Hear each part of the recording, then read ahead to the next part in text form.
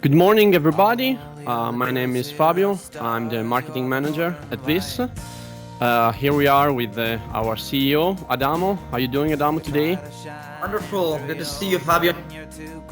Good to see you too. I would like to ask you some question regarding the situation that we're living here in Italy at VIS. And first question, what happened on Sunday, March 8th, when our government officially opened the crisis for the entire country? How, as organization, did you react to this new scenario? Well, it was a day that all of us will remember for a long time. We realized that day how serious was what was happening around us, and the reaction was that immediately the day after, on Monday morning, we organized an internal meeting, probably one of our last internal meetings, right before meetings were started to be forbidden. And I remember that we met with the key people within our organization, and it was probably 20 or 25 of us. And in order to stay as far as possible, we did the meeting in our training room, which is really wide open.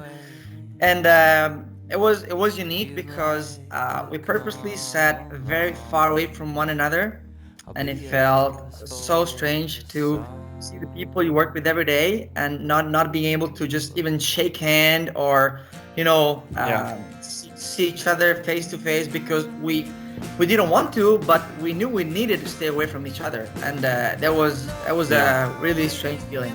What did we do? We started talking. We put together ideas, suggestions. For sure, we didn't put together any experience, because what we've lived and what we're living is something that none of us has ever been doing before. So it was, ideas or actions which were recommended by common sense or by, you know, so to speak, good practices. But essentially, we tried together to understand what was good to do in order to, number one, protect our people as much as we could from this potential infection. yeah. And how did you feel at the time? I mean, managing people healthy on one side and preserving the company business on the other hand. What a good question. These are two subjects that are in clear collision. Because if we wanted to say 100% be on the side of preserving our people from possible infections or keeping them out of trouble, we should have closed the company immediately. But closing the company at the time would have probably meant killing the company forever. And that is something that at the same time and the same way would have hit all of us. So once again, we try to do what our common sense was recommending. Try to preserve both, let's say, business and especially people healthy and safe for as long as we could. And try to put in practice whatever kind of measure, restrictions, precautions was possible to enable people to continue to work, and so continue to serve our customers more or less with the same level we used to do before, but in a completely different context, because we clearly told our people, if you want to be here tomorrow, if you want the company to survive, please make sure you stay safe. And so stay safe, stay away from other people, wash your hands, social distance, and all those kind of things. It's been a really conflictual situation, and I think that we try to manage this in the best possible way over the last 20 days until our government decided for a national shutdown. Yeah, regarding this last topic, the last 3 weeks at work have been really intense for the manpower. Doing your regular job in a new way with restriction and a constant fear inside you, around you. I would like to have a comment from you about it. It was really stressful and for sure not comfortable. But I will never thank my people enough for the outstanding job they've done over the last 3 weeks. Everybody felt uncomfortable about the situation. but I can tell you that the vast majority of our workforce decided to continue to come to work, even though it was in a really odd situation, because I could feel the commitment and the motivation for them to enable the company to continue to run and to continue to provide regular service to our customers. They have been phenomenally good in following or exceeding all the rules, measure, and restrictions we were forced to apply. People were, standing away from each other and, cleaning their hands, disinfecting their workplace.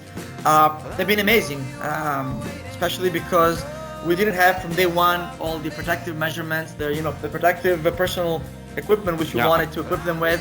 So in the meanwhile, they've been able to still work safely even without all of this equipment available. So I'd have to say, round of applause for them, because they've been just incredible. And I could see their willingness to be there and say, we know it's difficult, we know it's hard, it would be easier for us to stay home, but we want to be here. And that's just unique. Thank you, all of you guys. Yeah. We're living really tough times, but I know you, and I know you are an enthusiastic entrepreneur, always looking for new opportunities. So what do you see in the next future as the virus will be defeated, and we hope it's going to be soon? So what do you see in the next future? It's really hard to tell. I can tell you that number one priority for everyone, not only within VIS but within the entire country, is to defeat this virus and get through this really unpleasant and dangerous situation where so many of our neighbors and nationals have lost their lives, and that's number one concern to me right now. It's hard to say what happens next. I can tell you that for sure, I believe we will all learn a lesson. There will be more care in the future for personal care, personal cleanliness, sanity of workplace, of common places in general, and business-wise, it's inevitable that there are going to be consequences. I don't have a crystal ball. I would love to have it, but I don't have it, and so I'm not sure how strong the impact will be on our business or in the general business we're working in.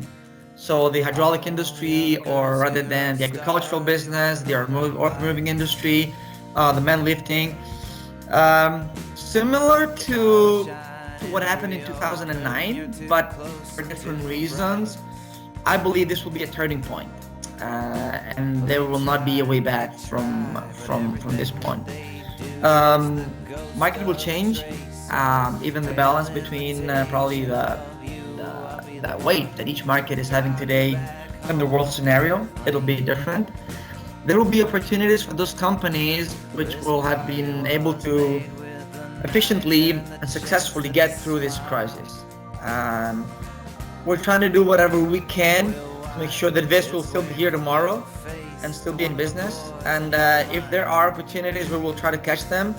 But more than ever, the lesson learning we have today is that the number one asset and resource we'll have to preserve is the sanity and the health and the well-being of our people. So on the welfare, on the wellness side, I think there will be a lot more coming out of this. Everybody now more than ever understands how important it is to keep our people in a clean, safe, motivating, stimulating environment. So that will be, from my point of view, the biggest lesson learned from this event. Yeah, well said. Last question for you.